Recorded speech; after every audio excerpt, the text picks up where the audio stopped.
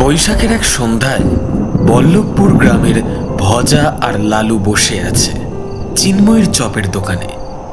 বাইরে হালকা বৃষ্টি এবং বজ্রপাত, এবং তার সাথে বয়ে চলেছে শীতল বাতাস। গ্রামে সাধারণত এই সন্ধেবেলা হলেই চপের দোকানে আড্ডা জমে, কিন্তু আজ বেশ মন ভার করে বসে আছে লালু। বাকি শুধু অপেক্ষা, কেবল একজনের জন্য, আর তিনি হলেন এই গ্রামের মাস্টার মশাই। তখনই ভজা বলে উঠল, কি রে লালু, আজ এত চুপচাপ কেন? কি হয়েছে তোর? লালু কোনো উত্তর দেয় না। ধীরে ধীরে পকেট থেকে একটা বিড়ি বের করে খেতে থাকে, আর বিড়ির ধোঁয়া যেন আস্তে আস্তে করে বাতাসের সঙ্গে মিশে যাচ্ছে। কি গো চিন্ময়ী বৌদি, আজ মাস্টার মশাইয়ের শরীর খারাপ করলো নাকি? এতক্ষণ হয়ে গেল, এখনো পর্যন্ত এলো না দোকানে। অন্য সময় হলে তো বিকাল থেকে এসে বসে থাকে। আমিও ঠিক বুঝতে পারছি না, এতক্ষণে তো চলে আসার কথা। হয়তো কোনো কাজে আটকে পড়েছে, তার উপর আবার বৃষ্টির রাত। আর কিছুক্ষণ পর হয়তো চলে আসবে। এরই মধ্যে ছাতা হাতে নিয়ে সরু পথ দিয়ে এগিয়ে আসছে অলঙ্কারপুর গ্রামের শিক্ষক বিমল আচার্য।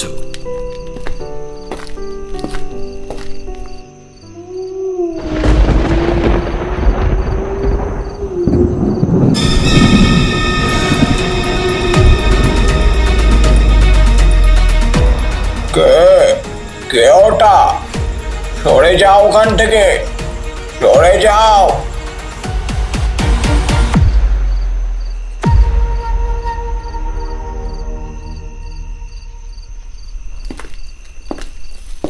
দোকানের ভিতর ঢুকতে না ঢুকতেই ভজা বলে উঠল, এই যে মাস্টার মশাই, কতক্ষণ ধরে আপনার জন্য অপেক্ষা করছি, তাহলে আপনি শেষ পর্যন্ত এলেন।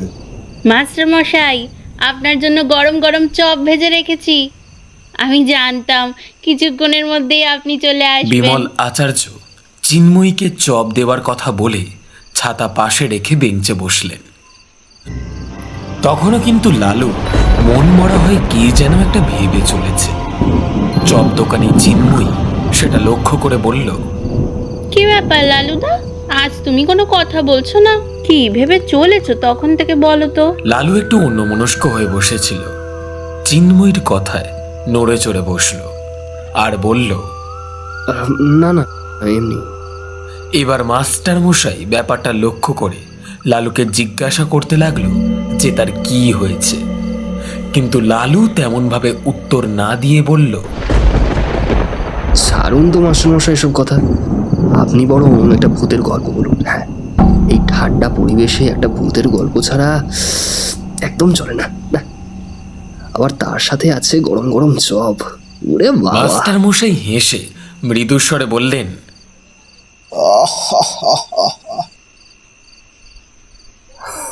আচ্ছা ঠিক আছে, তোরা যখন এত করে বলছিস, তবে একটা গল্প তো বলতেই হবে। তবে এই ঘটনা কোনো কাল্পনিক নয়, এটা আমার বাবার বন্ধুর এক ছেলের সঙ্গে ঘটেছিল। সেও একজন শিক্ষক ছিলেন। বেশ কিছু বছর আগে বেলতলা নামে গ্রামে সুজন মাইতি পোস্টিং পড়েছিল। সেই জন্য সে শহর থেকে গ্রামের উদ্দেশ্যে রওনা দিল। পৌঁছতে পৌঁছতে সেদিন বেশ কিছুটা রাত হয়ে গিয়েছিল।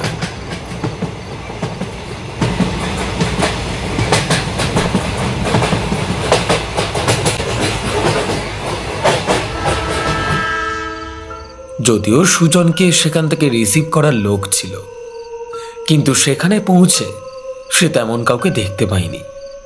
কিছুক্ষণ অপেক্ষা করার পর অবশেষে ভাগ্যক্রমে একটা টোটো পেল।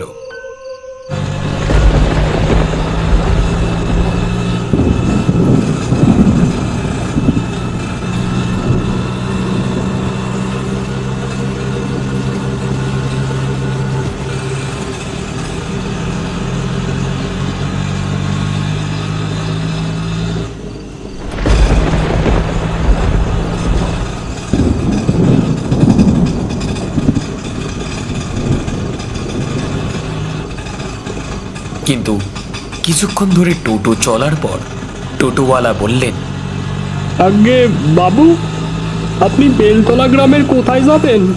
বেলতলা গ্রামের স্কুলে আমি শিক্ষক হিসেবে নিযুক্ত হয়েছি, সেখানেই যাচ্ছি। সে যাচ্ছেন যান, কিন্তু আমি স্কুলের সামনে পর্যন্ত ছেড়ে আসতে পারবো না বাবু। হ্যাঁ, কেন? এত কেন টেন আমি জানি না বাবু, শুনেছি রাতের বেলা জায়গাটা এতটা সুবিধে।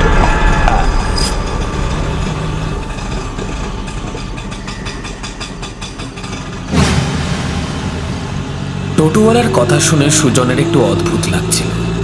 পরে তাই সুজন আর টোটোওয়ালার সঙ্গে কথা বাড়ালো না। মিনিট 20-25 পর সুজনকে স্কুল থেকে অনেকটা দূরে নামিয়ে দিল।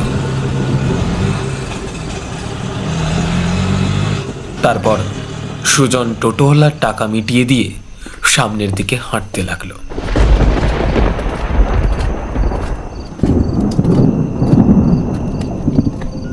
কিন্তু স্কুলের সামনে দিয়ে যখন সুজন হাঁটছিল তখন তার কাছে কেমন যেন একটা মনে হলো। সে দেখল স্কুলের একটা ঘরে আলো জ্বলজ্বল করছে। হঠাৎ তার লক্ষ্য পড়ল তার দিকে কেউ একজন হ্যারিকেন হাতে নিয়ে এগিয়ে আসছে।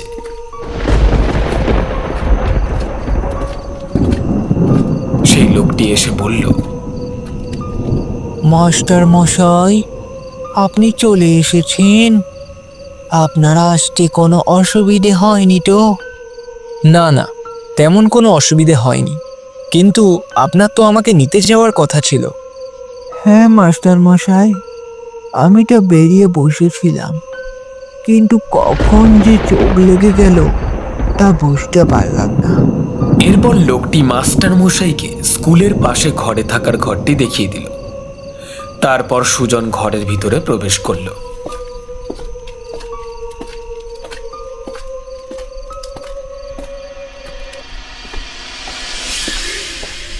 এত জার্নির পর সুজন ক্লান্ত হয়ে শুয়ে পড়ল। সে ঘুমের ঘোরে বুঝল তাকে যেন কেউ ডাকছে। মাস্টার মশাই, মাস্টার মশাই, উঠুন।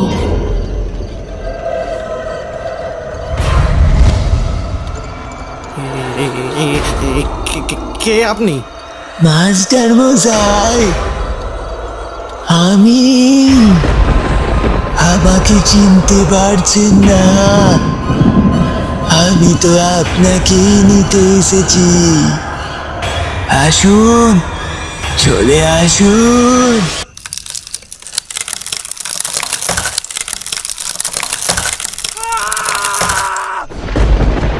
তখন সুজন হুড়মুড় করে উঠে বসল আর দেখল সকাল হয়ে গিয়েছে। সেই দিন সুজন স্কুল শেষে সন্ধেবেলায় ক্লান্ত শরীরে ঘরে ফিরল। নতুন পরিবেশ, সারাদিন পড়ানো আর আগের রাতের সেই অদ্ভুত স্বপ্ন সব মিলিয়ে সুজনের মনটা ভার হয়েছিল। বাইরে আকাশে তখনও মেঘ জমে আছে, মাঝে মাঝে বিদ্যুৎ চমকাচ্ছে। সুজনের মনে হলো হয়তো আজ কিছু একটা ঘটবে। সেদিন রাতে যখন সুজন সব কাজ শেষ করে বসেছিল তখন তার জানালা দিয়ে লক্ষ্য পড়ল গতকালকের মতো সেই ক্লাসরুমের আলো আবার জ্বলজ্বল করছে।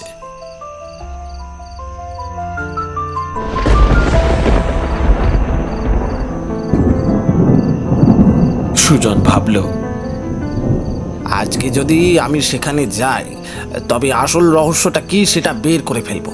সুজন সেই ক্লাসরুমের প্রতি একটা টান অনুভব করছিল। সুজন ছোটবেলা থেকেই ছিল কৌতূহলী প্রকৃতি। মাথায় কিছু একটা ঢুকলে সেটা শেষ না হওয়া পর্যন্ত সে থামতই না। রাত তখন প্রায় 12টার মতন বাজে। তাই সুজন হাতে একটা টর্চ লাইট নিয়ে নির্জন রাতে বেরিয়ে পড়ল। ওই দিন আকাশটাও বেশ মেঘাচ্ছন্ন ছিল, চারিদিকে বইছিল ঠান্ডা ঝোড়ো বাতাস। সুজন দূর থেকে দেখার চেষ্টা করল, কিন্তু সে কিছুই দেখতে পেল না। তারপর সে সিদ্ধান্ত নিল ক্লাসরুমের ভিতরে যাবে। তার ভয়ের চোটে মনের ভিতরে কেমন একটা হচ্ছিল। তা সত্ত্বেও সে ভয়ে ভয়ে ক্লাসরুমের জানালার দিকে এগিয়ে গেল।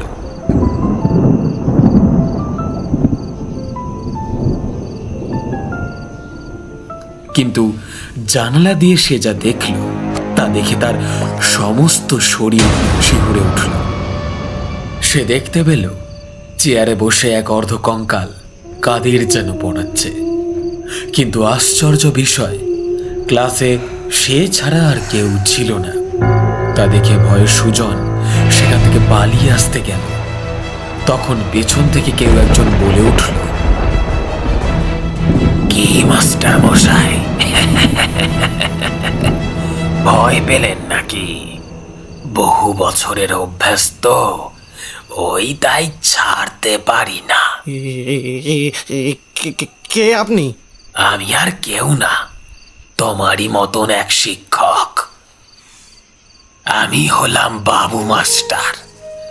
এক সময় আমি এই স্কুলে পড়াতাম। এই গ্রামেরই বাচ্চারা ছিল আমার সন্তান তুল্য।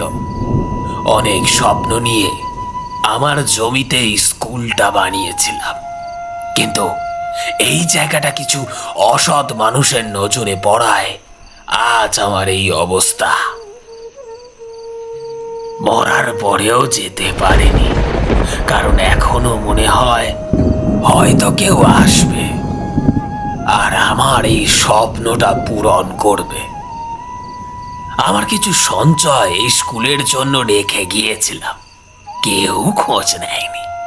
কিন্তু দয়া করে তুমি নিও, তাতে তুমি এই স্কুলটাকে ভালো করে মেরামত করে বড় করো।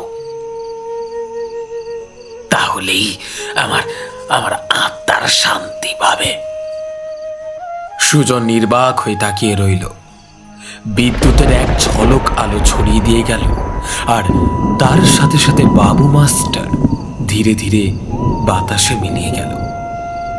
এই পর্যন্ত বলে মাস্টার মশাই থেমে গেল, আর চপের দোকানে ছেয়ে গেল দুঃখজনক অবস্থা।